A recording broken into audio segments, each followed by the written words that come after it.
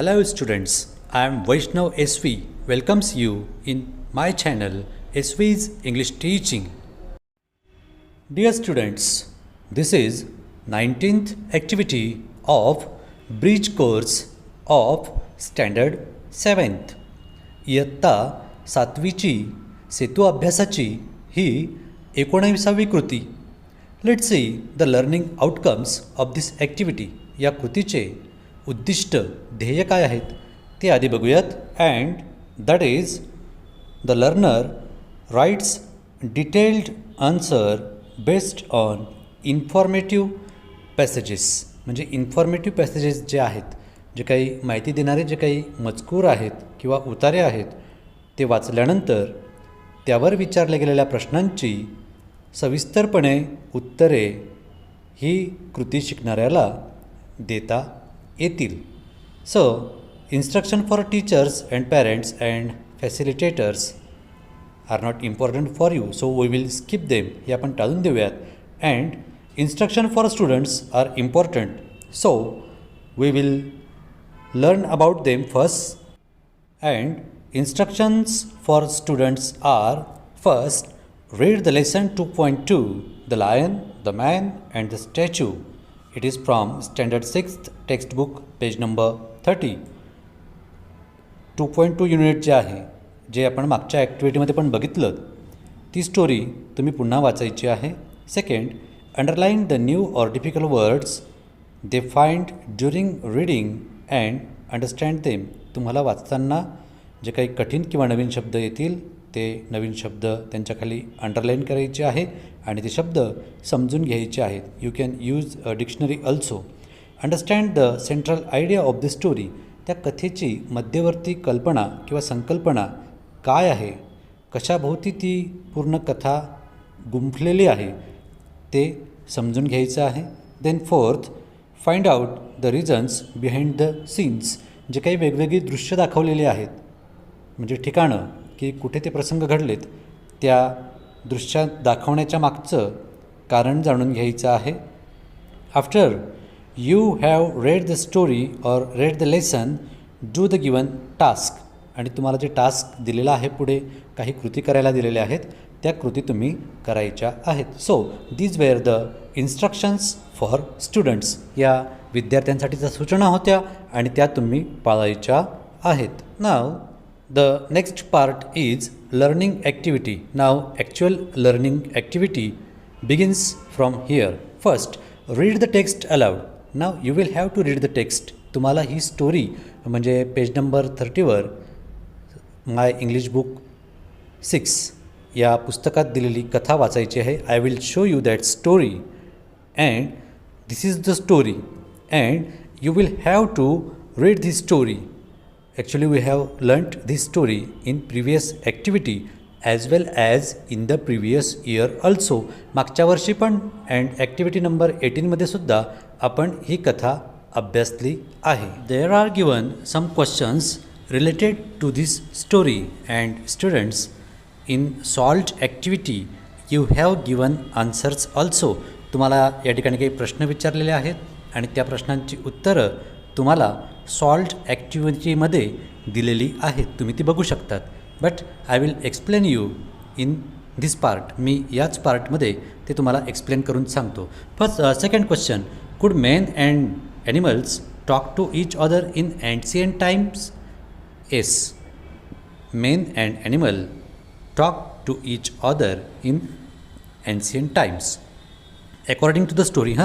या कथेनुसार आपल्याला उत्तरं द्यायची आहेत. म्हणून पुरातन काळामध्ये मनुष्य आणि पशु किंवा प्राणी एकमेकाशी बोलू शकत होते. Then the third question is what was the lion proud of? त्या सिंहाला कसला गर्व होता?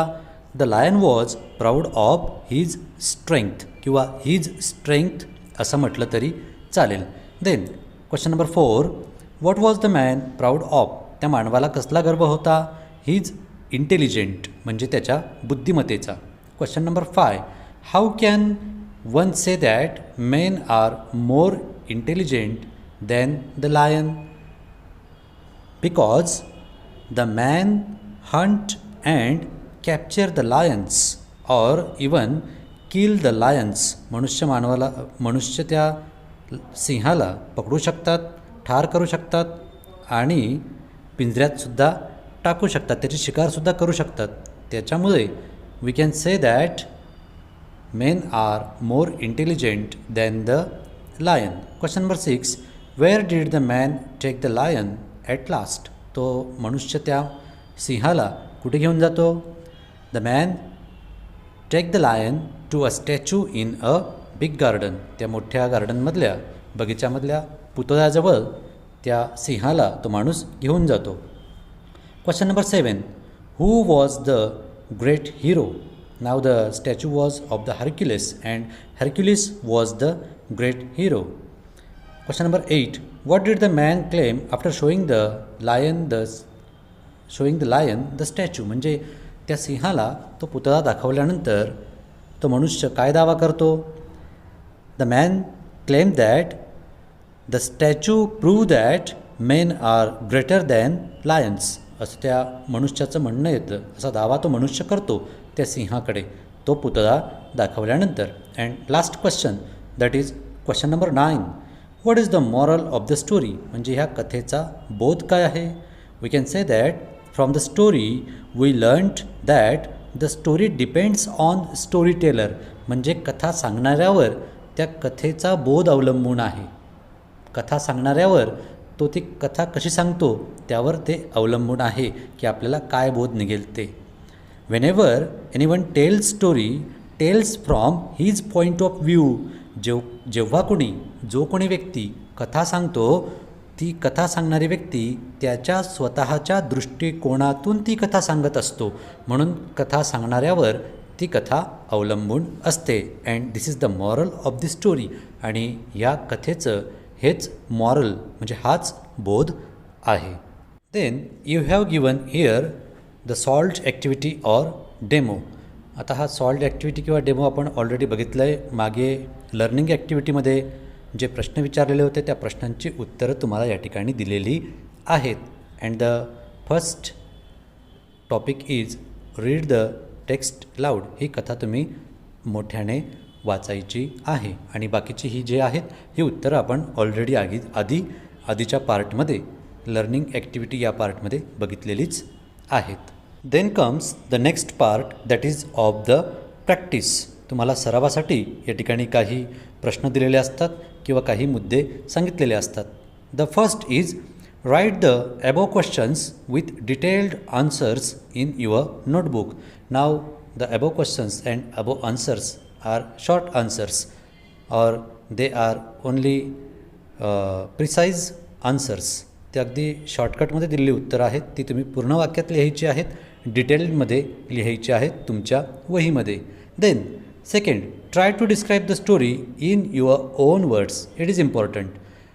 In your own words means understand the meaning of this words first. या शब्दांचा अर्थ आधी समजून घ्या की इन युअर ओन वर्ड्स म्हणजे तुमच्या स्वतःच्या शब्दात. And the words must be English. ते शब्द इंग्रजीच पाहिजेत. भाषा लँग्वेज इंग्रजी, नॉट युअर मदर टंग. तुमच्या भाषेत तुमच्या शब्दात सांगितलं आहे, तुमच्या भाषेत नाही. There is the lot of difference between in your language and in your own words. तुमच्या शब्दात म्हणजे शब्द इंग्रजी भाषेतलेच, पण ते तुमचे स्वतःच्या शब्द पाहिजे. तुमच्या स्वतःच्या शब्दातली ती कथा पूर्ण करायची आहे, लिहायची आहे. तुमच्या भाषेत नाही, मराठीत नाही, इंग्रजीतच ही कथा तुम्ही तुमचे स्वतःचे शब्द वापरून लिहायची आहे. Then there is extension activity or parallel activity. एक पूरक कृती किंवा याच्याशी मिळती जुळती किंवा याच्याशी संबंधित यासारखीच एक कृती या ठिकाणी दिलेली आहे. मग त्यात पहिलं काय म्हटलेलं आहे?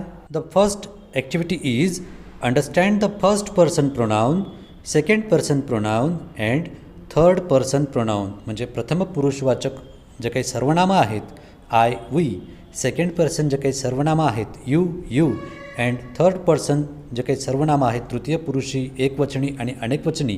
एकवचनी ही, शी, इट आणि अनेकवचनी आहेत दे. तर त्यांना अंडरलाईन करायचे आहे आणि ते समजून घ्यायचे आहेत. And if you want to observe about it, watch my video on persons. पर्सनवरचा या पुरुषवाचक सर्वनामांवरचा मी बनवलेला व्हिडिओ बघा, तुम्हाला कुठलीही शंका राहणार नाही. Second activity, write the detailed answers or descriptions in third person pronounce. वरील प्रश्नांची डिटेल्ड उत्तरं लिहा किंवा थर्ड पर्सन प्रोनाउन्सचा वापर करून ती उत्तरं लिहा. म्हणजे तृतीय पुरुषी एकवचनी किंवा अनेकवचनी सर्वनामांचा वापर करून ती उत्तरं तुम्हाला लिहायची आहेत. फॉर एक्झाम्पल, जिथं तुम्हाला मॅन हा उल्लेख करायचा असेल त्या ठिकाणी तुम्ही ही असा उल्लेख करा. त्या ठिकाणी ॲनिमलचा उल्लेख करायचा असेल म्हणजे प्राण्याचा, म्हणजे सिंहाचा, त्याच्याऐवजी तुम्ही इटचा वापर करू शकतात. स्टॅच्यूच्या ऐवजी तुम्ही इटचा वापर करू शकतात. हे प्रोनाऊन वापरून तुम्ही उत्तरं लिहायची आहेत. The next part is evaluation, मूल्यमापन. Evaluation is based on how the learners find out and write the detailed answers in his language with the help of the text. या कथेच्या किंवा या दिलेल्या मजकुराच्या साहाय्याने शिकणारी व्यक्ती म्हणजे लर्नर्स म्हणजे तुम्ही ही उत्तरं डिटेल्ड कशी लिहितात याच्यावर तुमचं मूल्यमापन अवलंबून आहे. म्हणजे तीच उत्तरं, डिटेल्ड लिहिलेली उत्तरं, तेच तुमचं होमवर्क असणार आहे. त्यावरूनच तुमचं मूल्यमापन होणार आहे. दीक्षा व्हिडिओ और ई कंटेंट. आता बघा, या ठिकाणी एक महत्त्वाचं तुम्हाला ॲप दिलेलं आहे, रीड टू मी. हे free app by government of Maharashtra याच्यामार्फत तुम्हाला दिलेलं आहे. त्याची लिंक या ठिकाणी दिलेलं आहे. हे ॲप या ठिकाणी तुम्हाला इंग्रजी वाचायला अगदी मदत होणार आहे. तुम्ही इंग्रजी वाचायलासुद्धा या ठिकाणाहून शिकणार आहात. प्ले स्टोअरवरून हे ॲप डाउनलोड करा, रीड टू मी, आणि त्याचा फायदा घ्या. त्यानंतर बालभारतीच्या पुस्तकांची वेबसाईट दिलेली आहे. PDF पुस्तकं त्या ठिकाणी उपलब्ध आहेत आणि यूट्यूब व्हिडिओची या ठिकाणी लिंक दिलेली आहे. त्याच्यामध्ये या लिंकचा वापर करून तुम्ही हे ई कंटेंट तुमच्या उपयोगासाठी, तुमच्या ज्ञानात भर घालण्यासाठी वापरू शकतात.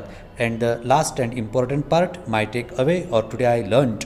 मी आज काय शिकलो, म्हणजे तुम्ही काय शिकलात या ॲक्टिव्हिटीमधून.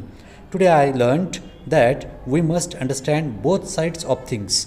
म्हणजे बघा, या ठिकाणी मानव आणि सिंह या दोघांच्या बाजूने विचार करायचा आहे. या कथेतनं हेच शिकलो की केव्हाही दोन्ही बाजूंनी विचार करा, फक्त तुमच्या बाजूने विचार करू नका.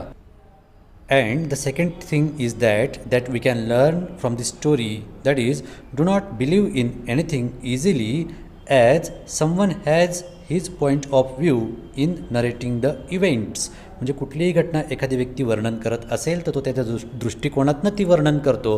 त्यामुळे सहजासहजी लगेच त्या व्यक्तीच्या त्या कथनावर विश्वास ठेवू नका. In this way we have completed this 19th activity.